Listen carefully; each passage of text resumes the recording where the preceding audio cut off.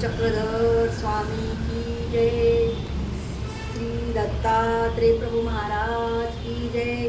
श्री चक्रपाणी महाराज की जय। श्री गोविंद प्रभु महाराज की जय।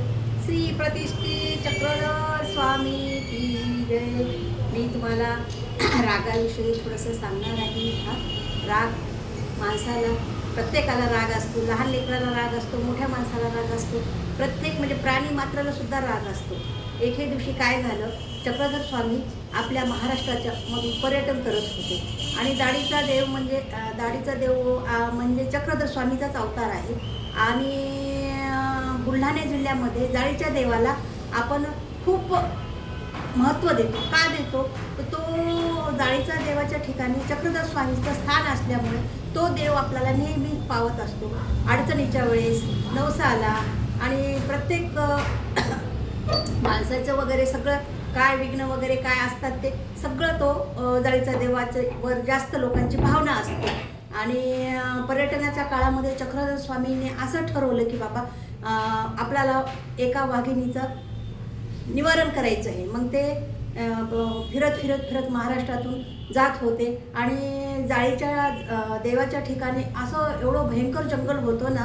त्या जंगलामध्ये दाट झाडी होती, झुडपे होते, पाऊस पडत होता.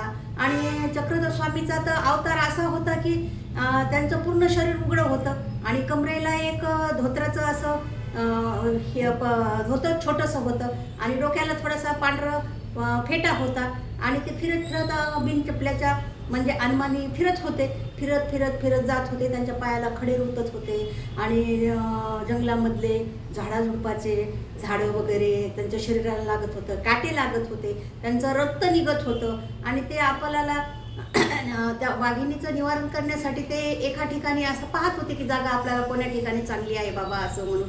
मग फिरत गेल्याच्या नंतर एके ठिकाणी त्यांना चांगलं दाट असं घनदाट झुडूप वगैरे दिसलं. झुडूप दिसल्याच्या नंतर तिथं 2 वाघिणीचे पिल्ले खेळत होते आणि हे चक्रधर स्वामी त्या ओठ्याच्या ठिकाणी जाऊन बसल्याच्या नंतर वाघिणीच्या पिल्ल्याला कळाले की बाबा आपल्या गुहेमध्ये कोणीतरी मनुष्य हा प्राणी येत आहे. आणि तो मनुष्य हा प्राणी म्हणजे काय असा असतो की तो दुसऱ्याची हिंसा काही करेल आणि आपल्याला नुकसान वगैरे पोहोचल अशी त्यांच्या मनामध्ये भीती होती ना. त्याच्यामुळं ते घाबरत होते. आणि चक्रधर स्वामी ओठ्यावर जाऊन बसल्याच्या नंतर ते पिल्ले वाघिणीचे त्यांच्या पायापाशी येऊ लागले, हातावर खेळू लागले, शरीरावर खेळू लागले, त्यांच्या लांब केसावर खेळू लागले आणि त्यांना असं पंजानं मारत होते.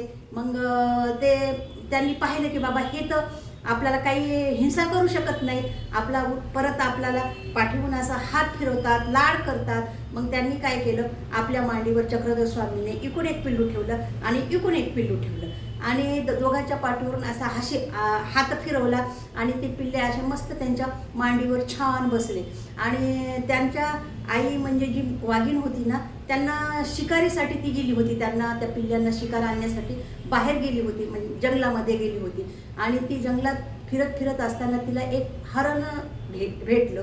ते हरण ती तोंडात घेऊन येत होती आणि येत त्यावेळेस अर्ध्या वाटेत आल्यानंतर म्हणजे गुहेच्या प्रवेशद्वारापाशी आल्यानंतर तिला एका मनुष्याचा वास आला. तिला असं वाटलं की अरे बापरे, आपल्या गुहेमध्ये कोण शिरला असं. आणि मनुष्य प्राणी आहे, हा मनुष्य प्राण्याचा वास आहे, मनुष्य प्राणी आपल्या लेकराला काहीतरी आता नुकसान करणार.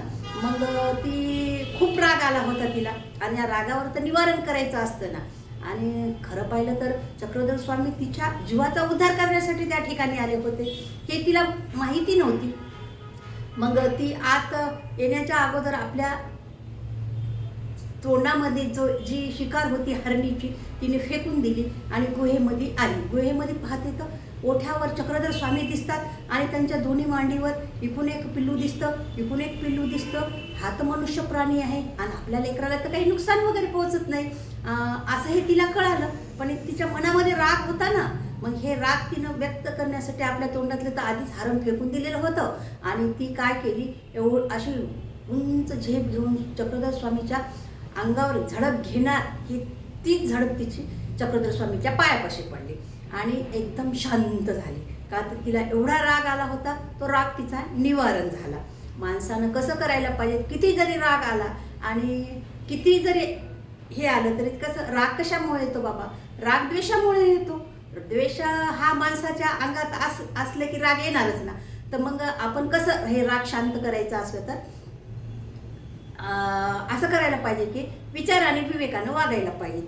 आणि श्रावण महिन्याचे दिवस होते आणि त्या याच्यामध्ये सगळीकडे सृष्टी अशी हिरवीगार सुंदर होती आणि इथून एक माळ टेकडी होती आणि पलीकडून एक माळ टेकडी होती. दोन्हीच्या माळ टेकडीमधून अशी नदी मोठी वाहत होती आणि तिकडी शेळ्या पाळणारे मुलं राहत होते आणि इकडी शेळ्या पाळणारे या टेकडीवर सुद्धा राहत होते. मग त्याच्यातले 2 कुत्रे होते. काय होते, एके दिवशी म्हणले चला बाबा आपण या नदी पार करायची. पण हे कुत्रे म्हणजे कसे, कुत्र्याची जात कशी असते, त्यांना राग असतो आणि सहन करण्याची शक्तीच नसती ना. तर मग दोन्ही कुत्रे तिकडल्या टेकडीकडून कुत्रे इकडे येत असतं आणि इकडं कुत्रं त्या टेकडीकडे जाण्याचा मार्ग पाहत शोधत असतं आणि दोघं ते का त्या पाटी असते ना, त्या नदीवर पाटी असते ना, त्या पाटीवर ते काय करतात, दोघं जण तिकून एक येतं आणि इकून एक येतं आणि विवेक आणि विचारच करत नाहीत आणि दोघे बी प्रथम जाण्यासाठी पाहतात तर दोघे पाण्यामध्ये पडतात आणि वाहून जातात. मग ही गोष्ट शेळ्या वगैरे पाळणारी मुलं इकूनही पाहतात तिकूनही पाहतात. त्यांना कळते हे दोन्ही कुत्रे वाहून गेले बाबा. मग काही बऱ्याच दिवसानंतर काय असं घडतं की बाबा 2-4 महिन्याच्या नंतर पुन्हा शेळ्यावाले इकडल्या टेकडीवर शेळ्या पाळत असतात आणि इकडल्या टेकडीवर मुलं शेळ्या पाळत असतात आणि त्या याच्यामध्ये कसं 2 शेळ्या काय करतात, चला गड्या आपण बी नदी पार करायची. पण नदी पार करायची तर मला तिकडे जायचं ग बाई आणि तुला इकडे जायचं. पण त्या शेळ्या अशा हुशार असतात ना, 18 किती प्रकारच्या झाडाचे पाला वगैरे खातात, त्यांना बुद्धी असतेच ना.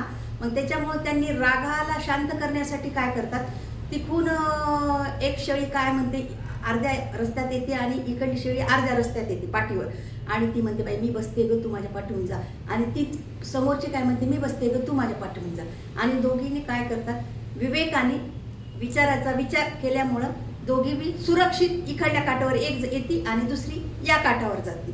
त्याच्यासाठी माणसाला किती जरी राग आला तर 100दा जर देवाचं नाव घेतलं तर माणसाचं रागाचं निवारण तर होऊ शकतं ना. पण असं कोणी करूच शकत नाही ना. का करत नाही? त्यांना विवेकाने विचाराची बुद्धीच नसती ना. त्याच्यामुळं माणसानं कधी जरी झालं तरी विचार करायला पाहिजे. विचार केल्याशिवाय काहीच होऊ शकत नाही. अरे देवाचं नाव घेतल्यानंतर माणसाचा किती जरी राग असला तरी शांत होऊ शकतं. रागाने काय होतं माणसाचं, उलट नुकसानच होतं ना. झालेली गोष्ट तर भरून काढता येत नाही. त्याच्यासाठी आपण राग शांत केला पाहिजे आणि देवाचं 100दा नाव घेतलं पाहिजे. देव आपल्या पाठीशी असतो.